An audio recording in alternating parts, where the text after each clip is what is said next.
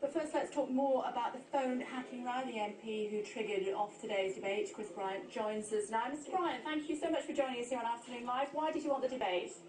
Because I believe that there should be a full investigation of what actually went on so that we know the full extent of the hacking. In particular, there are many people, ordinary people, who were subjects of the investigation by Glenn Mulcair, who's the private investigator who went to prison for his phone hacking, who have absolutely no idea that they were involved in this. And I believe that the police should make sure that all those people know, including MPs. I also happen to think that it's a gross abuse of Parliament to hack into elected members' phones, and so there's going to be a specific inquiry now led by the most senior committee in the House, supported by all political parties in this afternoon's debate, and that committee has far more powers than any other committee. It's able to summon people, it's able to arrest people. In certain circumstances in the past it has in fact imprisoned people. What do you hope to achieve? I want to make sure that we change the culture of journalism in Britain so that what seems to have been endemic, not just in the News of the World, but maybe in other newspapers as well in the past, and may still be endemic today in terms of using illegal techniques to get hold of personal information, confidential information. No. I'm going to have to interrupt you, sir. Do you have evidence for that? Sorry, for what? Do you have evidence that it's endemic, not only at the News of the World, but other newspapers? Pretty strong claim if you don't. Well, the Information Commissioner produced a report which, if you'd listened to the debate earlier yourself, then you would know, or if you'd read that report, you'd see that he referred to more than 1,000 cases in various different newspapers. I think it was something like 800, I've not got the figures with me now, but something like 800 instances in the Mail alone. So you are in a position to have listened to the debate and to have read the report. As a result, you are content to say that on telly? I have just said it. You seem to be a bit dim, if you don't mind me saying so.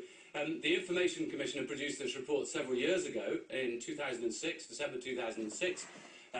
The Culture, Media and Sport did an investigation into the question of whether there was, into the specifics of the News of the World case, and they believed that it was far more prevalent than just one bad apple.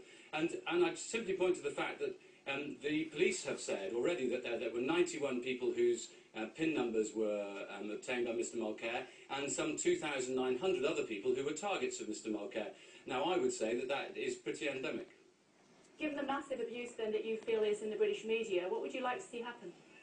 Well, I want to see that abuse stopped, and in particular, I want I believe passionately in the freedom of the press and in investigative journalism, but I think it should be done on the basis of legal activities, not on the basis of illegal activities. I also happen to think that in relation to Parliament in specific, some people like yourself might just want to dismiss this and say, oh well, what's the point about a few phone messages? But if you think about the last phone message that was on your answer phone, it might have been some soppy message from someone you love. It might have been, I'm going to see you in 10 minutes' time. But it might, if you're an MP, have been a message from the Home Secretary relating to a specific sensitive case, or for that matter, it might have been from a constituent, like my last phone message was last night, recounting a pretty horrific incident that they certainly wouldn't want to be in the public domain or read over by some random journalist breaking the law.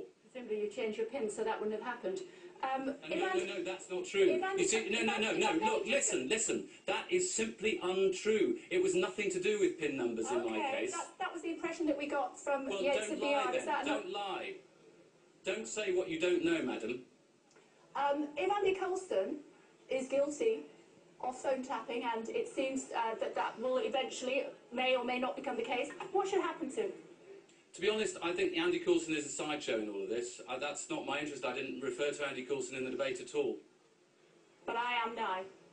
Well, you've obviously got a view, so tell the nation what you think your view is. I'm here to play devil's advocate, so you may know how these sort of programmes work. I just wondered what you thought. Nobody cares what I think. We care what you think, because you wanted the debate.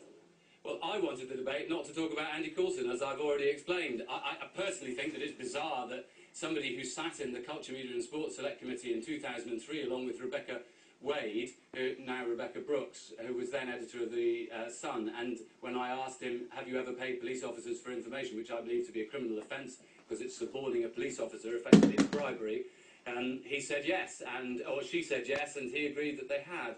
I think it's odd that any leader of a political party would want to employ such a person, but you know, that's a matter for David Cameron and David Cameron's judgment.